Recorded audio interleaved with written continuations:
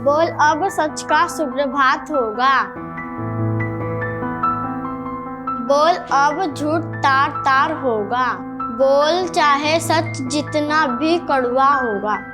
बोल अब सच न बेआवाज होगा। एक तरफ जहां लोग नाइंसाफी के खिलाफ मुंह तक नहीं खोलना चाहते, वहीं ऐसे लोग जो बोल नहीं सकते, सुन नहीं सकते, एक ऐसी नज्म, एक ऐसी पोएम रिसाइट कर रहे हैं जिसका टाइटल ही है बोल। और सबसे बड़ी विडंबना तो ये है कि जब इस तरह के लोग मुसीबत में होते हैं तो उनको समझने वाले बहुत कम होते हैं। आज भी जब इस केस के बारे में सोचता हूं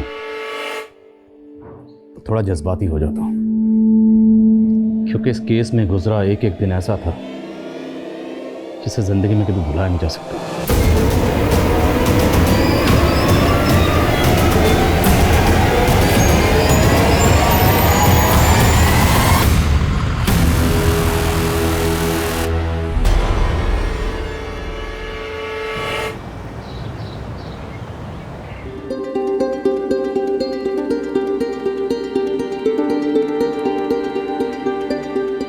दीदी, दीदी जल्दी करो ना, वो लोग आ गए हैं।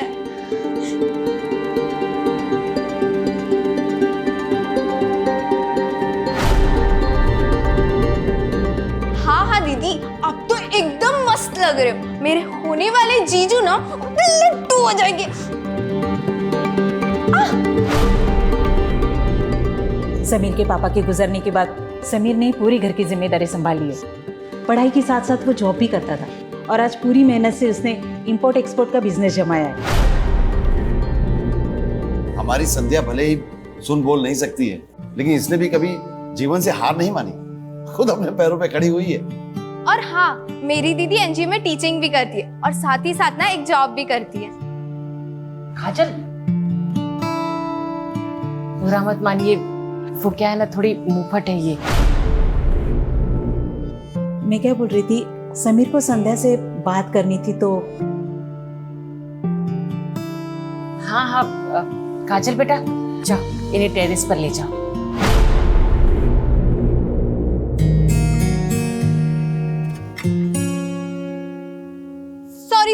सॉरी, मुझे ना दीदी के साथ रुकना पड़ेगा। आप ना ये समझ लीजिए कि मैं आप दोनों की इंटरप्रेटर हूँ। मैं जो कहना चाहता हूँ ना, संध्या जी वो पढ़ लेंगी। चलो कोई बात नहीं। वैसे भी दीदी नहीं चाहती कि मैं कबाब में हड्डी बनूं। ना दीदी, ऑल द बेस्ट, बाय। क्या आप इस रिश्ते से खुश हैं? क्या आपकी मर्जी से ये सब हो रहा है? आप जो कहना चाहती हैं मुझे लिख के बता दीजिए। मेरे पेरेंट्स मेरे पर दबाव नहीं बनाते हैं, लेकिन आप मुझ जैसी लड़की से शादी क्यों कर रहे हैं? मैं सच कहूँ तो मुझे आपकी फ़ोटो देख के ही आपसे, क्या मैं आपको पसंद हूँ? आप मुझसे शादी करना चाहती हैं?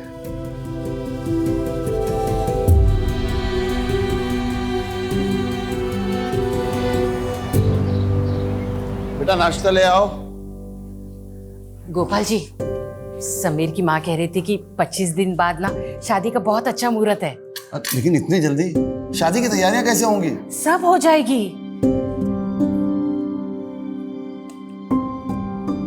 अच्छा, तुम भी इतनी जल्दी शादी नहीं करना चाहती? आप कुछ महीने और हमारे साथ रहना चाहती है, इतने जल्दी विदा नहीं होना चाहती। बेटी को एक दिन घर से विदा होना ही पड़ता है। भगवान करे तू जहां भी रहे खुश रहे।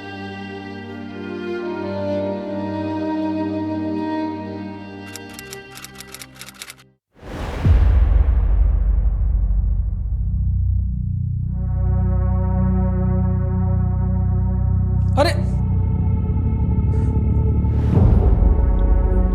चोट तो नहीं लगी? हाँ, कमाल का बदन है तुम्हारा। अरे बोल नहीं सकती हो, सुन नहीं सकती हो, समझ तो सकती हो ना। कहाँ लगी चोट का?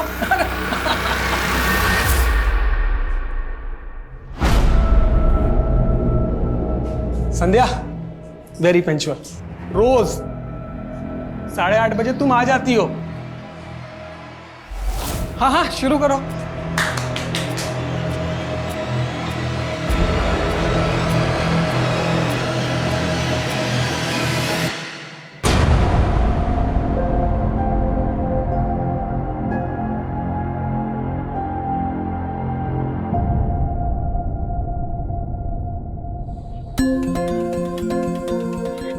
संध्या, बड़ी चैटिंग वैटिंग हो रही है। लगता है समीर तुझे बहुत पसंद आ गया है। आए हाय, शर्मा रही है। सिर्फ चैटिंग ही हो रही है या डेटिंग भी हुई? 2 बार? वाह, वैसे डेटिंग पे क्या हुआ? किस विस हुआ?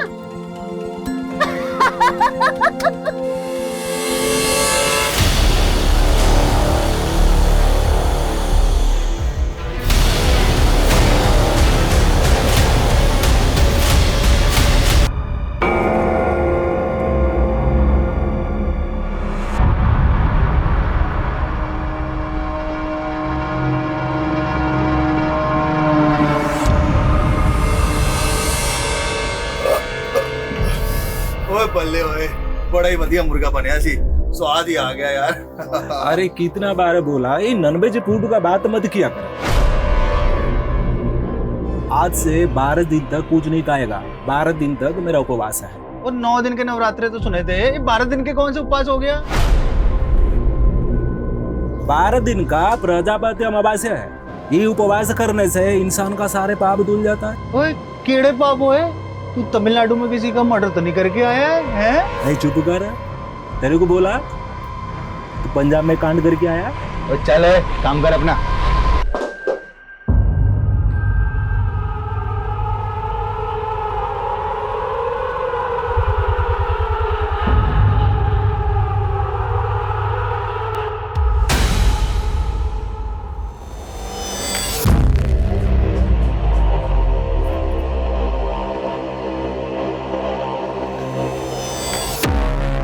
चोर साले, चोरी करने लग गया तू। ये क्या कर रहे हो सेठ जी? मैं तो गहने ठीक से लगा रहा था।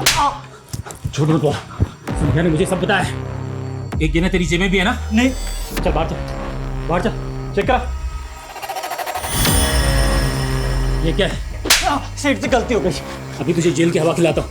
पूजा, पुलिस को फोन लगा। नहीं सेठ जी, पुलिस को मत बुलाओ। मैं माँ कसम आज के बाद दोबारा नहीं करूंगा। मैं आपके पैर पड़ता हूँ। पहले तुझे तो मैं वैसे भी नौकरी से निकालने वाला था।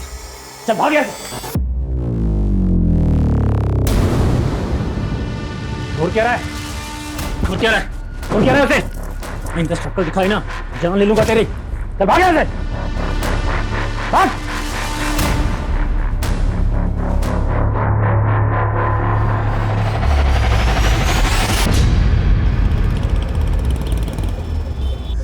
ये संध्या अभी तक क्यों नहीं आई? इतना लेट तो कभी नहीं होती थी। पापा, मैंने आपके फोन से कई बार मैसेज किया, लेकिन दीदी जवाब ही नहीं दे रही है। एक काम करो ना, उसे वीडियो कॉल करके पूछो कि वो कहाँ पहुंची।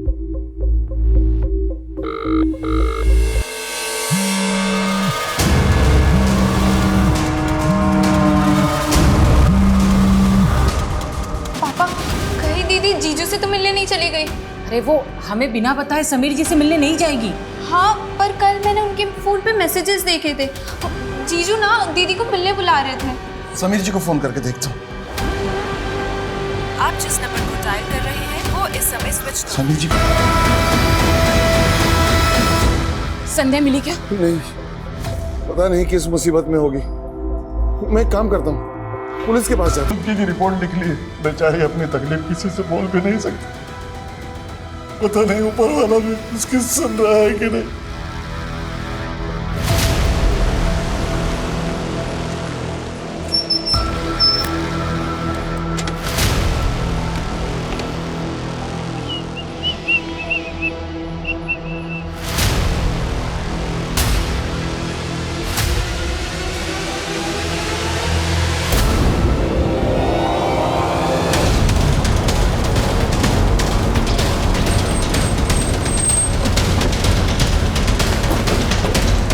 सर कॉलर ने इसी माइलस्टोन के पास लड़की की डेड बॉडी देखी। चेक करो सर। सर लाश यहाँ पे।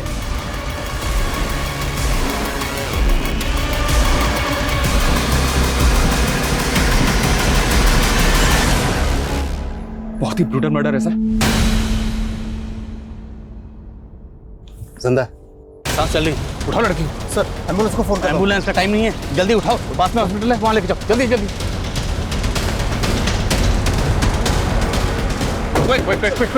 क्विक। ऐसे सुमन से कहो हॉस्पिटल की फॉर्मेलिटी रेडी करने के लिए। विटनेस कौन था जिसने कॉल किया था? उसने अपनी पहचान नहीं बताई थी सर। आप कौन बोल रहे हैं?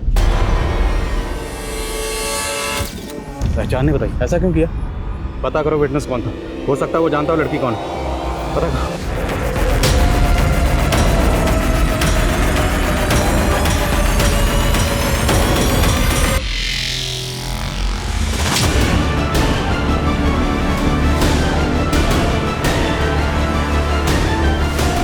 जी सर, मैं हॉस्पिटल में ही हूँ। ठीक है सर, मैं अपडेट करता हूँ आपको। जैन सर। जय सर इलाज शुरू हो गया, लेकिन लड़की की हालत बहुत क्रिटिकल है, कुछ कहा नहीं जा सकता सर, वो बचेगी भी या ना।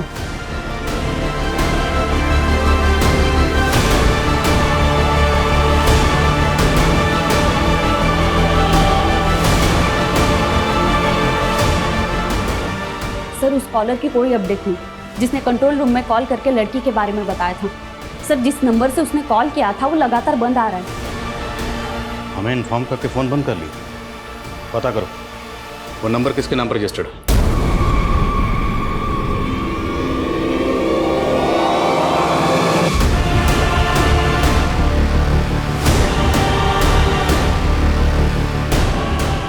सर लड़की के साथ इतनी ब्रूटैलिटी हुई है कि मुझे उसको जिंदा देख के भी ताज्जुब हो रहा है। सर ऐसा किसी के साथ कोई कैसे कर सकता है? रेप नहीं, शायद गैंग रेप।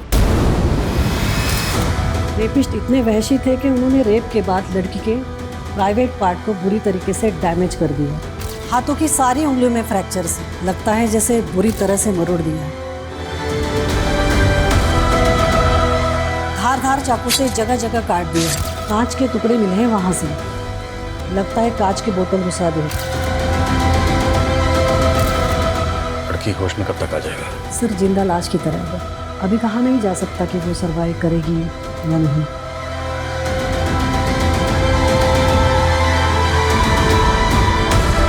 भी नहीं तो क्या करें? तहकीकात बंद कर दें? शर्मा ढील नहीं दे सकते, मालूम है ना? ये केस भी मीडिया की नजरों से बचने वाला नहीं है। शर्मा ढील नहीं दे सकते हम। जानता हूँ सर, लेकिन मुझे ऐसा लग रहा है कि यहाँ पे क्राइम हुआ ही नहीं सर। क्राइम कहीं और हुआ है और लड़की को यहाँ पे किसी गाड़ी से डंप किया गया। लेकिन उन्होंने विक्टिम को जिंदा छोड़ा, क्यों? और हेलो, संध्या सोलंकी जी, ओके ठीक है। दुर्गानगर पुलिस स्टेशन से फोन था। कल रात वहां पर एक संध्या सोलंकी नाम की लड़की की मिसिंग कंप्लेंट फाइल हुई और उनका कहना है कि विक्टिम का चेहरा संध्या सोलंकी से मैच हो गया। वो विक्टिम के पेरेंट्स को लेकर हॉस्पिटल आ रहे हैं, मैं वहीं जा रहा हूँ। शर्मा, यहाँ जितने भी रेस्टोरेंट हैं, जितने भी ढाबे हैं, सब जगह पूछताछ करो, एक भी छूटना नहीं चाहिए। ओके सर, पूछताछ करो सब। हेलो सर, मीडिया हॉस्पिटल में जमा होनी शुरू हो गई है। सर किसी स्टाफ ने उन्हें लड़की की हालत के बारे में भी बता दिया। पहुंच रहा हूँ मैं। शर्मा, मीडिया। एक बार फिर से इंसानियत ने दम तोड़ दिया। एक और रेप केस कल रात आउटर जयपुर से सामने आया है। रेप विक्टिम बच तो गई है, लेकिन वो अभी भी जिंदगी और मौत से लड़ रही है। आखिर कौन है इस लड़की के गुनहगार? हेलो, वो बच गई।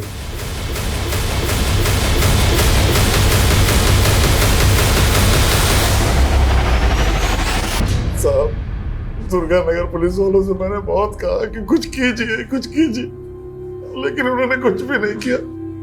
मेरा हाथ जोड़े उनके कि मेरी बेटी बोल सुन नहीं सकती, कुछ नहीं किया। संध्या बोल सुन नहीं सकती? नहीं साहब। गोपाल जी, समझ ये बताइए, क्या आप लोगों को किसी पर शक है? साहब, हम सीधे साधे लोग हैं, हमारा कौन दुश्मन होगा सर?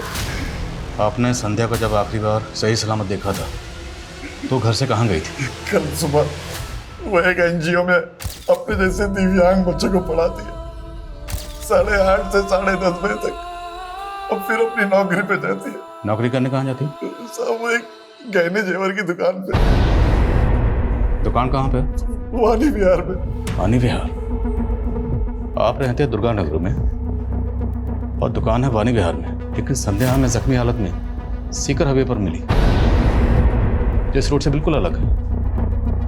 वो घर से काम पर कैसे आती जाती थी? साहब वो वानी विहार रिक्शे में आती जाती थी।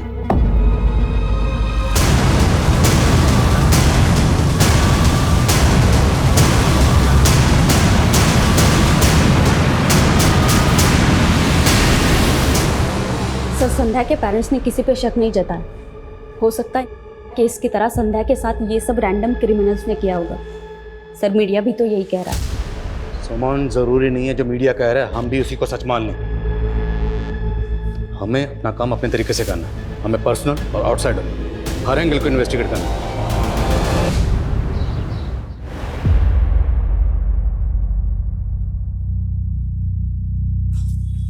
ये लो तुम्हारा टिफिन। क्या हुआ? समीरा आज पढ़ने नहीं गई? अरे मैं तुम्हें बताने ही वाली थी, वो खबर जिस लड़की की चल रही है ना अखबार में, वो इसकी मास्टर नहीं है। क्या? हाँ, वो हादसा ना उसी के साथ हुआ था कल रात को, और इसलिए समीरा और बाकी के बच्चों को ना एनजीओ वाले ने छुट्टी दे दी।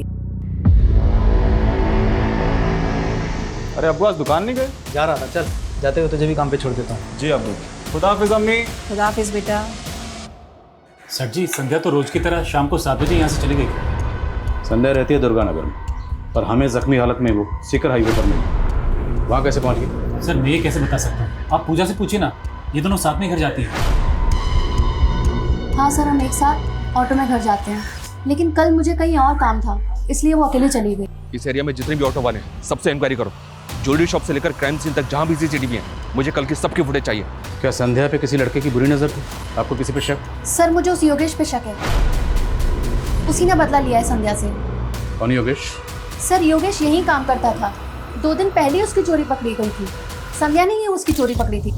ये क्या है? सेठ से गलती हो गई। और सर, 2 दिन पहले ही रास्ते में घर जाते वक्त उसने हमारा रास्ता रोका था। योगेश, संध्या को परेशान मत कर। तो क्या आरती उतारो इस साली पुतले की? मेरे पेट पे लात लगी है, भूलने वाला नहीं हूँ। आप लोगों को पूरा यकीन है कि संध्या के साथ ये सब योगेश ने किया होगा? बिल्कुल सर, तभी तो कल रात से उसका फोन ऑफ आ रहा है। कहता कहाँ है योगेश? वैसे तो धौलपुर का रहने वाला है, लेकिन उसके गांव का एड्रेस नहीं पता मुझे।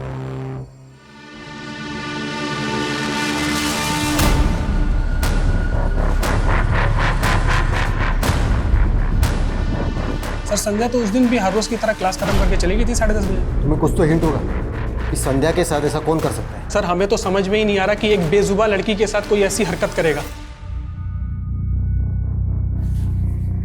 समीरा बेटा,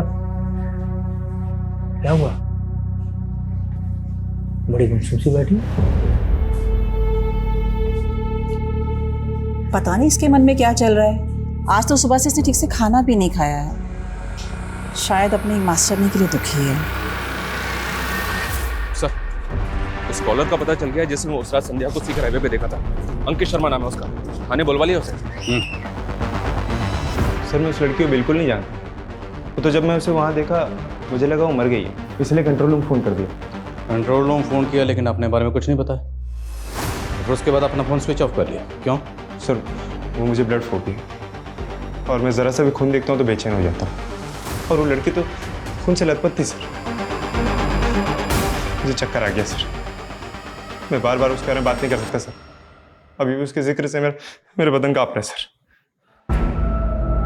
रिलैक्स। और क्या देखा तुमने?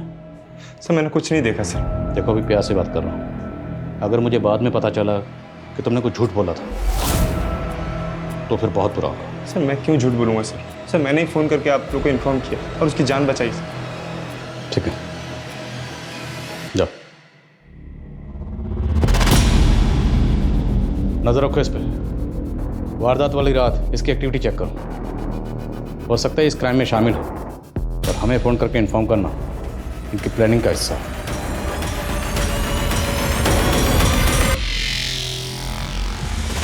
मैम, संध्या को होश आ गया।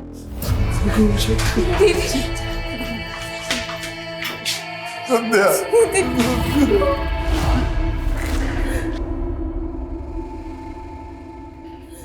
हाथ दूर रही। क्या हालत कर दी है मेरी बच्ची की। दीदी आप ठीक हो रहे हो?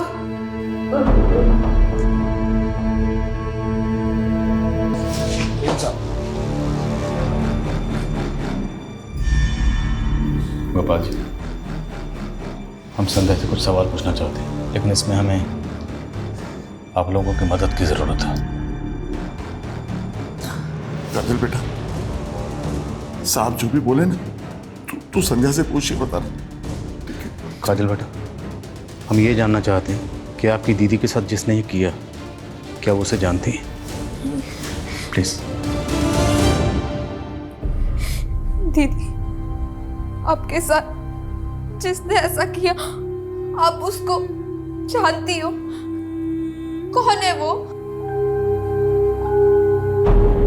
साहब, संध्या कुछ बताना चाहती है। उसके हाथ में चोट बहुत लगी है। उन दरिंदों ने तो उसकी उंगलियां भी तोड़ दी ताकि वो कुछ बता ना सके। काजल बेटा, दीदी से कहो, अगर वो न जानती तो अपनी पलकों को 2 बार झपकाए।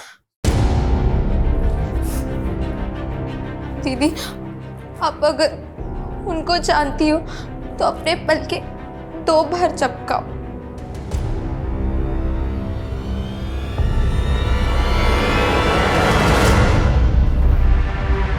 इसका मतलब संध्या अपने गुनहगारों को जानती है। नाम पूछ सकते हैं? दीदी नहीं बता पाएंगी। काजल बेटा, इन पेपर्स पर ए से लेकर जेड तक सारे अल्फाबेट लिखे। अब दीदी को बोलना कि जिसने ये सब किया है, अगर उसका नाम इनमें से किसी अल्फाबेट से शुरू होता है तो पहले की तरह 2 बार पलके चिपकानी है। समझ गए ना? दीदी, उसका नाम ए से शुरू होता है।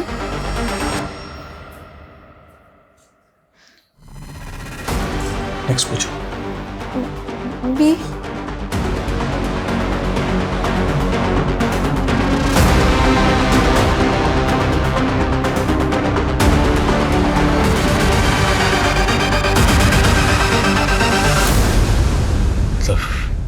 फर्स्ट लेटर एस, सेकंड पूछो। सेकंड लेटर क्या है? एस के बाद दूसरा अल्फाबेट।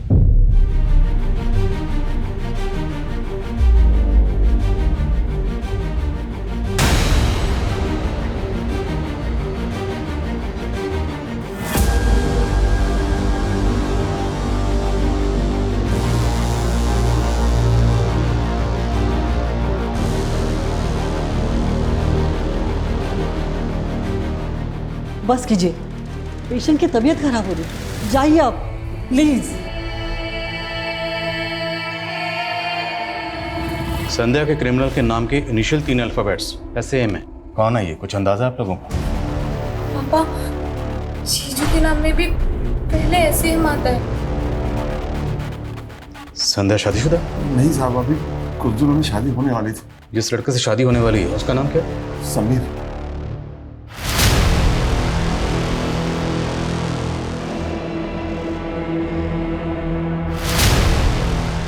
गोपाल जी, समीर और उसकी माँ दोनों के फ़ोन बंद हैं और हमें पता चला है कि समीर तो अकेला रहता है, उसकी माँ उसके साथ रहती नहीं है।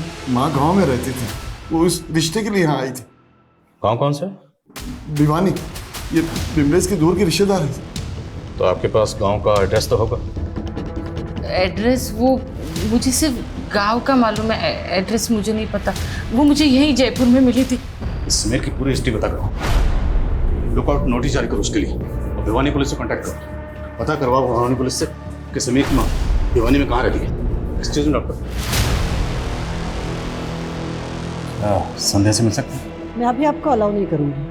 आपकी पूछताछ की वजह से उसकी हालत और भी बिगड़ चुकी है। उसके हार्ट बीट्स अनस्टेबल है, ऑक्सीजन लेवल भी अचानक से गिर गया है। लेकिन हाँ, संध्या के बॉडी पे जो सीमेंट्स मिले थे उसकी रिपोर्ट आई है। इसमें 3 लोगों का DNA। मतलब रेपिस्ट 3 है? यस। और संध्या के नेल्स में रेक्सिन के ट्रेसेस भी मिले। रेक्सिन? तो सोफा सेट या गाड़ियों की सीट कवर वगैरह बनाने में इस्तेमाल होती है। जी, और उसके कपड़ों पे इंजन ऑयल के डब्बे भी मिले हैं।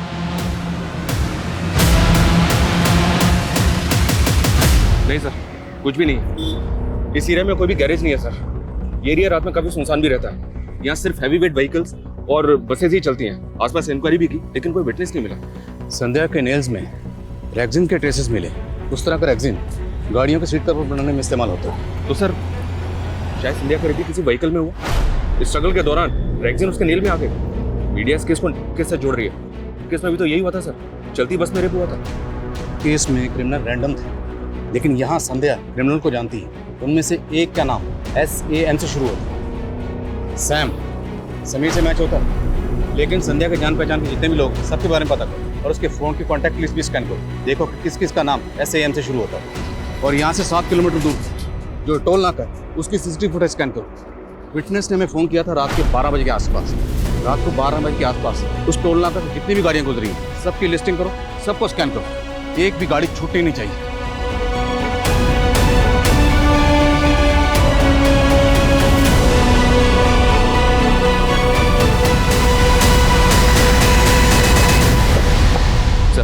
योगेश के CDR में 2 सस्पिशियस नंबर मिले हैं। दोनों फेक आईडी के नंबर है और दोनों नंबर धौलपुर में एक्टिव थे। धौलपुर? कि योगेश भी धौलपुर का रहने वाला? उसके नेटिव एड्रेस का पता चला? धौलपुर पुलिस को अपडेट दिया था, लेकिन अभी तक वहाँ से कोई इन्फॉर्मेशन नहीं आई है।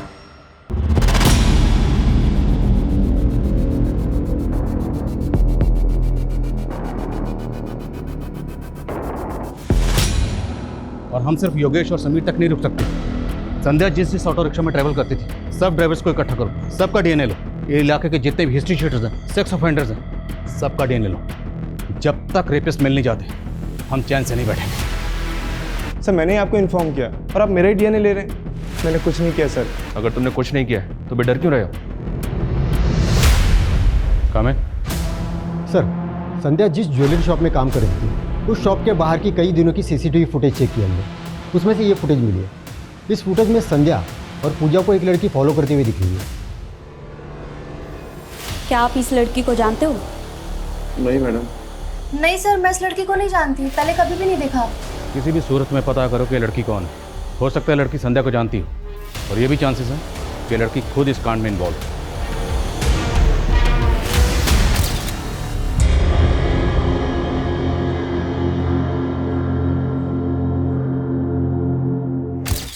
हमें समीर के कॉल रिकॉर्ड्स चेक किए।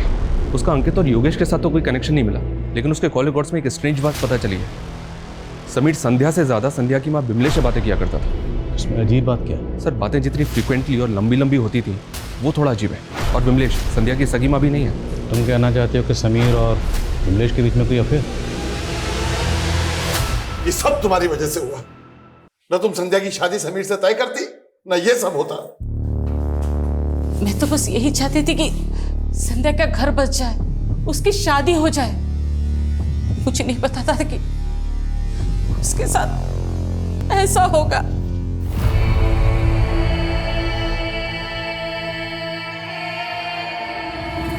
सर धौलपुर पुलिस का फोन था, उनको योगेश के गांव का पता मिल गया। तूने कुछ नहीं किया? हाँ, तो तू भागा क्यों था भाई? हाँ, और तू फेक आईडी से लिए कि 2 नंबर्स के लगातार टच में। कौन है वो दोनों? सर जो वो 2 नंबर थे ना, फेक आईडी से बात करता था, वो बागियों के साथ काम करते हैं।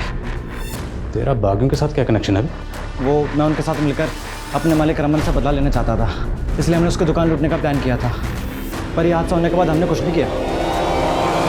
योगेश का DNA लो और धौलपुर पुलिस से उन दोनों बागियों की डिटेल्स मंगाओ।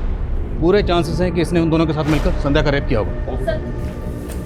उस वारदात वाली रात टोल नाके से गुजरने वाले 300 से ज्यादा व्हीकल्स की लिस्टिंग की है। उनमें से एक बस ऐसी मिली है जिसके ड्राइवर और कंडक्टर का बैकग्राउंड ना सस्पिशियस है। कौन है वो दोनों?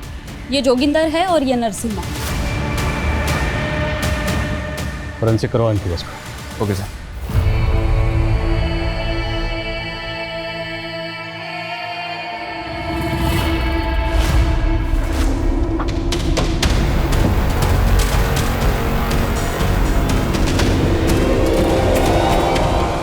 बेकार में फंस गया। हमें पता नहीं हमारे बस में कोई कांड करके चला गया। हम कुछ नहीं किया। नहीं सर, सब सच बोल रहे हैं सर। हमने कुछ भी नहीं किया सर। हमारी बस खराब हो गई थी तो हम उसको अड्डे पर खड़ी करके चले गए, और अगले दिन जब सुबह आए तो हमने देखा कि बस के अंदर खून था सर। साहब हम घबरा गए थे सर, इसलिए हम बस को साफ कर दिया सर। बस में एक मोबाइल भी मिला, मोबाइल ही कचड़े के साथ फेंक दिए।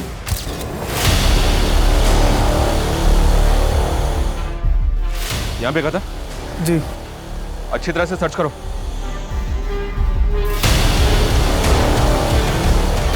सर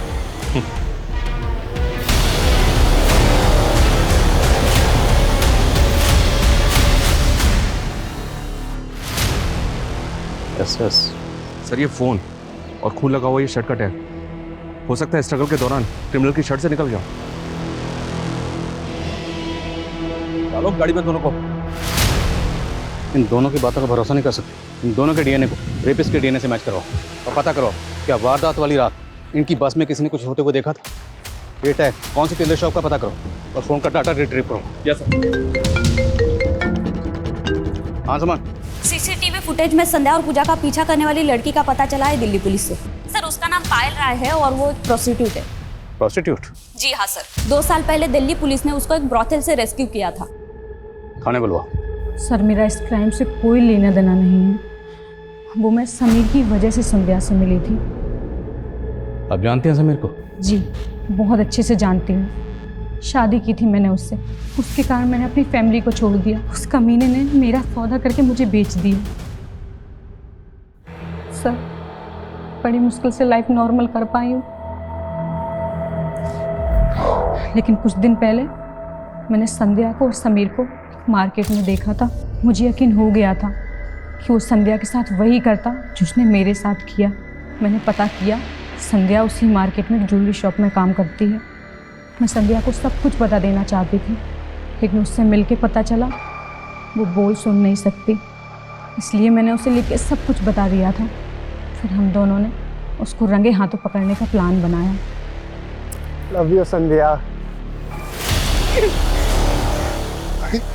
क्या हो गया संध्या? तुम बहुत पागल बना लिया तुमने संध्या को, लेकिन अब और नहीं, इसको हम पुलिस के हवाले करेंगे। पुलिस?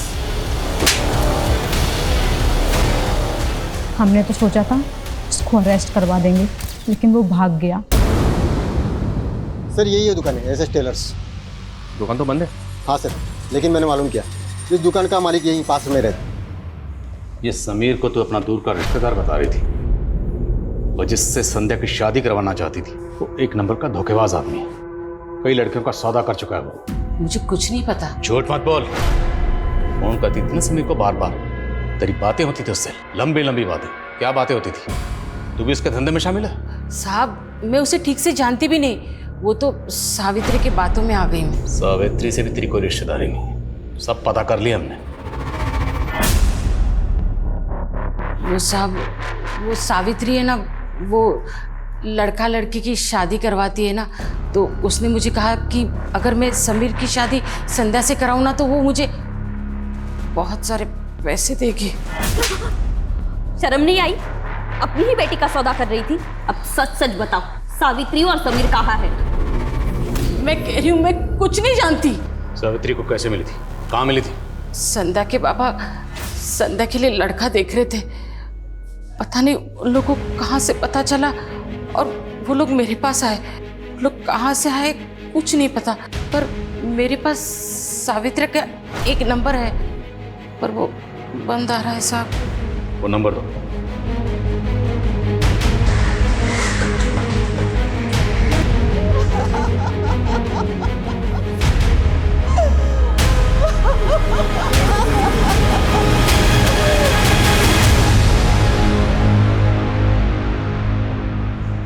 सलीम, एक मिनट बात करनी है आपसे। माफ कीजिएगा, हमें आपसे इस वक्त पूछताछ करनी पड़ रही है, जरूरी है। वो एसएस टेलर शॉप आपकी है ना? जी हाँ। दरअसल एक केस के सिलसिले में आपसे कुछ बात करनी है हमें। मैं अभी आपसे कुछ भी बात नहीं कर सकता। तेरी वजह से मेरी बेटी इस हालत में है, तेरी वजह से।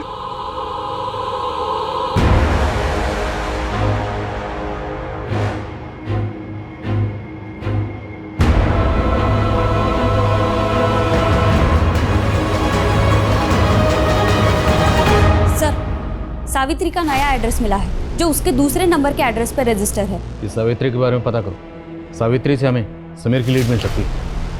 Sir SS Taylor shop Salim Qureshi नाम के आदमी की है। आज उसकी बेटी का इंतकाल हो गया, इसलिए उसने बात करने से मना कर दिया। बेटी का नाम समीरा था। इस समीरा का और संध्या का कनेक्शन भी मिला है। समीरा उसी एनजीओ में पढ़ने जाती थी जहाँ संध्या पढ़ाती थी। और इम्पोर्टेंट बात यह सर कि समीरा भी संध्या की तरह बोल सुन नहीं सकती थी। बस में समीरा के बाप की टेलर शॉप का टैग मिला है जिस पे एसएस लिखा हुआ है। मुझे ऐसा लग रहा है कि ये कोई इत्तेफाक नहीं हो सकता। समीरा, इसके नाम के 3 पहले अल्फाबेट हैं SAN। और ये उसी एनजीओ में पढ़ने जाती थी जहाँ संध्या पढ़ाती थी। नेचुरल डेथ है? नो सर, सुसाइड किया है। लोकल पुलिस ने ज़्यादा इंक्वायरी नहीं की और ये लोग आज उसको अंतिम संस्कार के लिए भी ले जाने वाले हैं। चलो।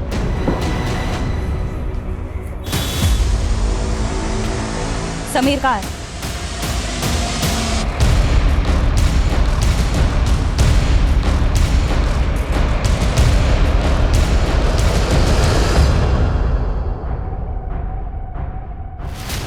साहब, आप फिर वापस आ गए? देखिए, हमारा आपसे बात करना ज़रूरी है।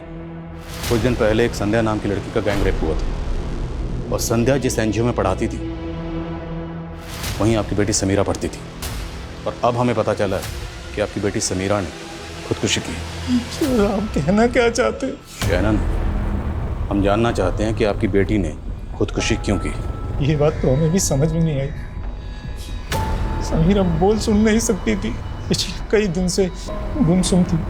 समझ में नहीं आ रहा था कि हुआ क्या। समझ में नहीं आ रहा या आप लोग कुछ छुपा रहे हैं?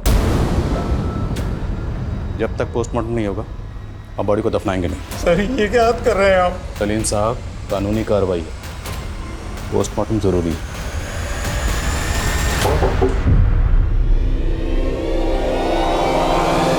तुझे क्या लगा वो लड़की बोल सुन नहीं सकती तो किसी को कुछ पता नहीं चलेगा? लेकिन उसने तेरी सच्चाई हमारे सामने ला ही थी। मेरा इसमें कोई हाथ नहीं, मैंने कुछ नहीं किया सर। बकवास बंद कर।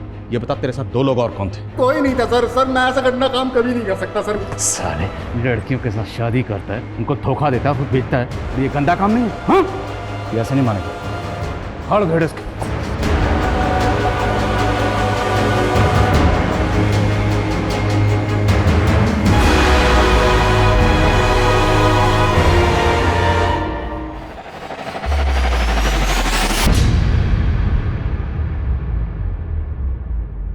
पोस्टमार्टम रिपोर्ट के मुताबिक समीरा की मौत गला दबाने से हुई थी। उसके गले पर स्ट्रैंगुलेशन मार्क्स थे और जिस वक्त उसका कत्ल हुआ उस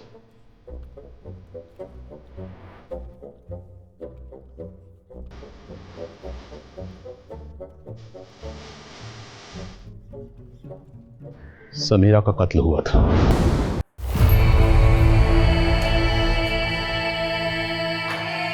संध्या, मेरी बच्ची।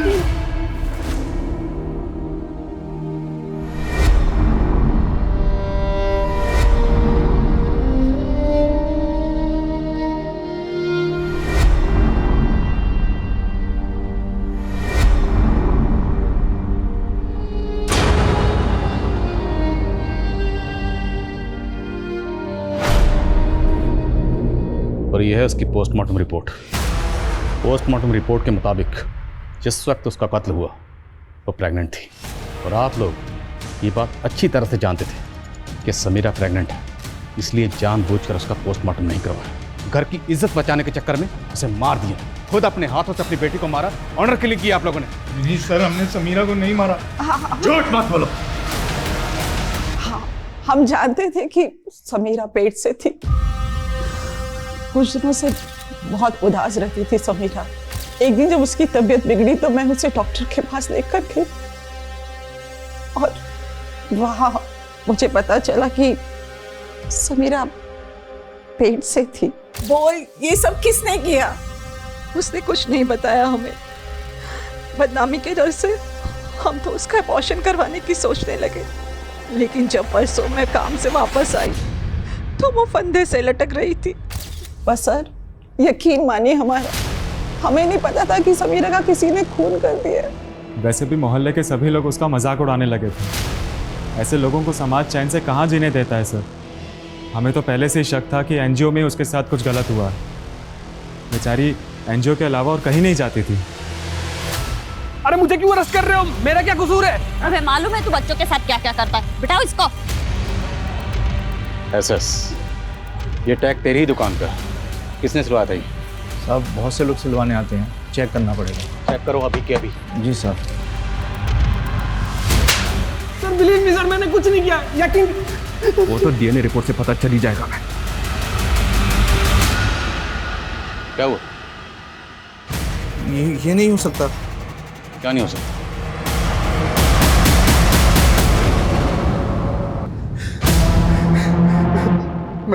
मैं अकेला नहीं था साहब, मेरे साथ जिशान भी था। समीरा का भाई?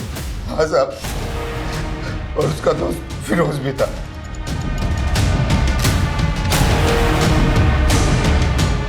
उस मासूम ने तुम लोगों का क्या बिगाड़ा था जो उसे इतनी बुरी? ये सब समीरा की वजह से हुआ है साहब। क्या हुआ था? एक दिन मैं और वसीम मामू नशा कर रहे थे और नशा बहुत ज़्यादा हो गया था और मैंने समीरा का रेप कर दिया। मेरे साथ वसीम मामू ने भी उसका फिर रेप किया और फिरोज ने भी उसका रेप किया। ये सब अक्सर होने लगा था साहब।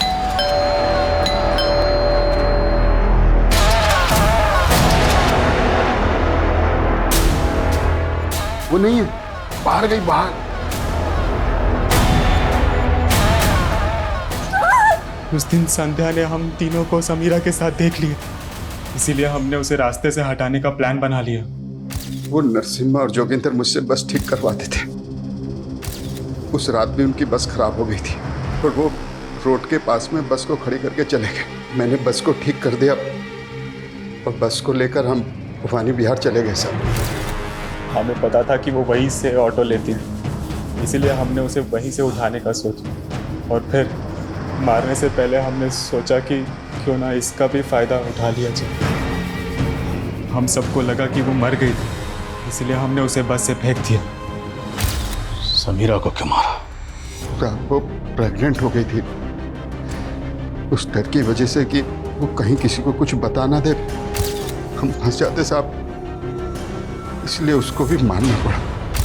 तुम लोगों को जहन्नुम भी कबूल नहीं करेगी, वहां भी तुम लोग दाखिल नहीं हो पाओगे।